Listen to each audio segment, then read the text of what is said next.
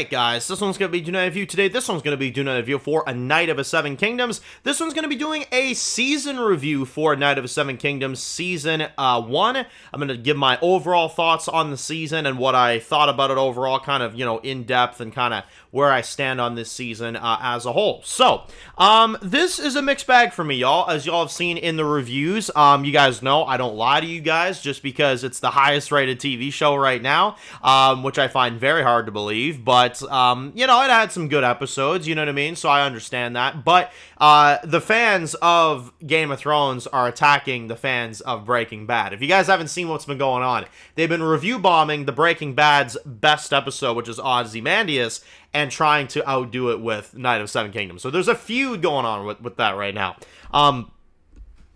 Which I find is pretty entertaining. But this is just coming from a non-biased, super fan either, because I'm new to this. I didn't read the books for this at all. I'll probably read the books before season 2 comes out, because I'm genuinely kind of curious now on where the story is gonna go.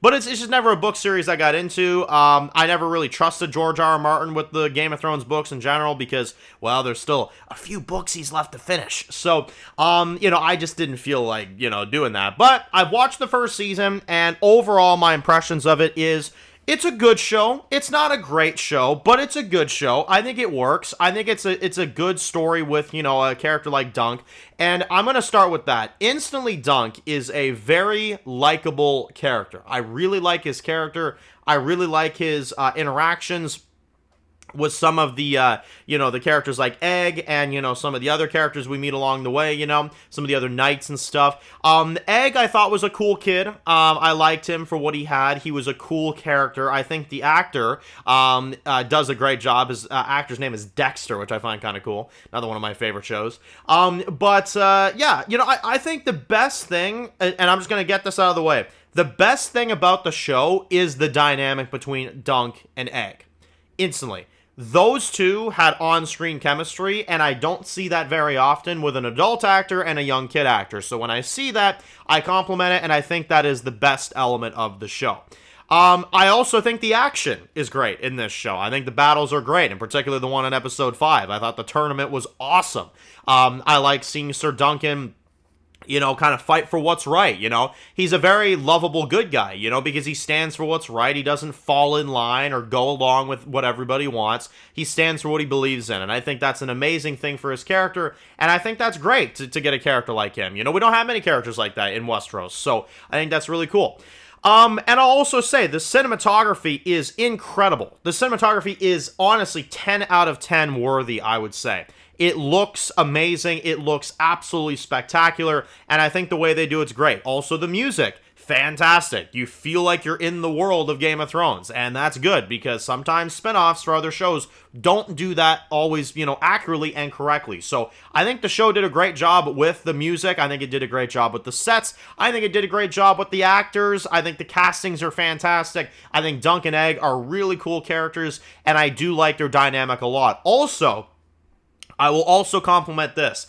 I absolutely love the episode lengths. I know not everybody does. I actually like the lengths. I find sometimes in Game of Thrones we've had episodes that have gone on too long. And they just fill it out with talking scenes or scenes that don't really amount to anything in the story. I like that this show gets to the point. It doesn't waste your time. It doesn't drag it out for over an hour when you don't need it to. Sometimes episodes of TV shows can be an hour and they can work. I don't think this show needed that. I think this show was perfectly good with doing those half-hour episodes that they did, and I think, honestly, I would highly recommend it, and I will stick up for this, too, because I know a lot of people said how much they didn't like the short-length episodes. So I'm going to defend the opposite side on this one, and I'm going to say, no, keep the episode lengths, because I actually think it works well. There's no filler in this show. There isn't. There really isn't. Maybe like one or two scenes that maybe could have been trimmed down, but aside from maybe those few little nitpicks I have, the length honestly worked for a show like this. So kudos to the writers, the writing, the dialogue, all that stuff, really good. Now I'm going to get to some of my negatives, though, because I do have some negatives with this show as well, and I think it's a good idea to mention those so that the writers can improve. My number one flaw with this show, you have to improve the comedy. You have to. I'm not saying all the comedy was bad. I actually think the comedy got better in the later episodes.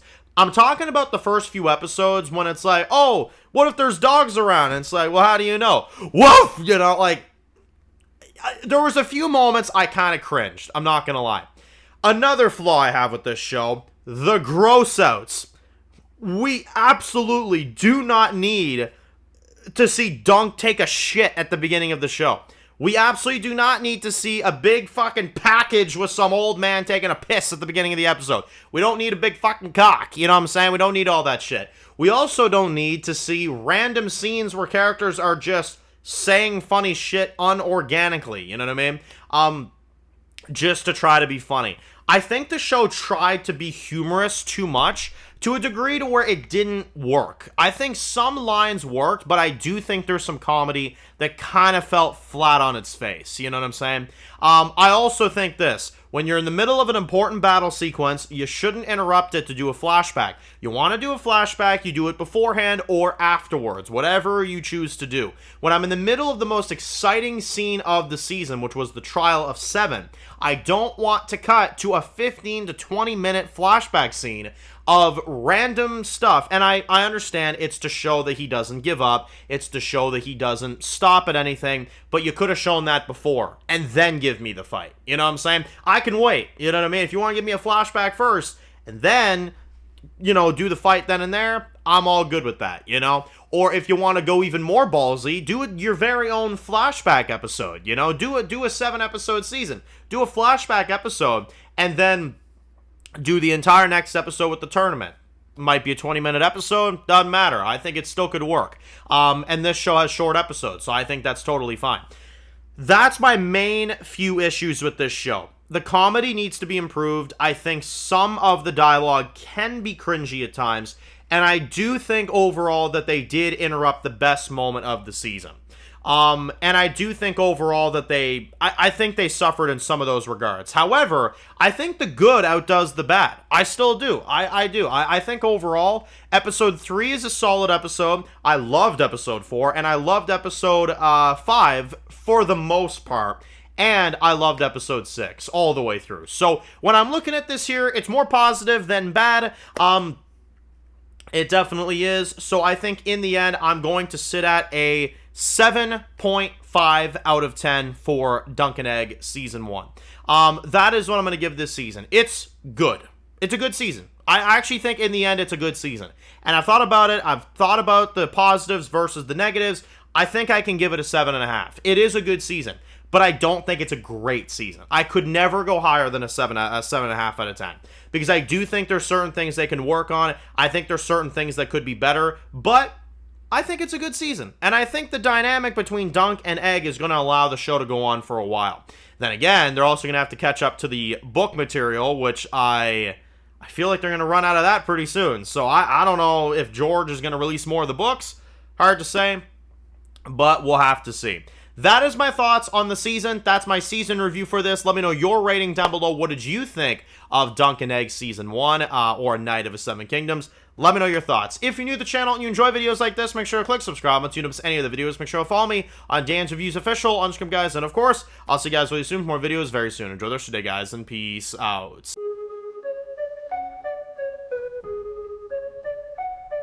Born in the dark alleys, city of concrete. Dan's reviews blowing up, never taste defeat. Walking Dead dissected every plot twist beat. World gone mad, TV junkies hit a treat. Typing up scripts, marathon through the night. His opinions hit harder than a straight fight scene. Every episode, brain sharper than a knife. He's the beacon of critique, shedding TV light.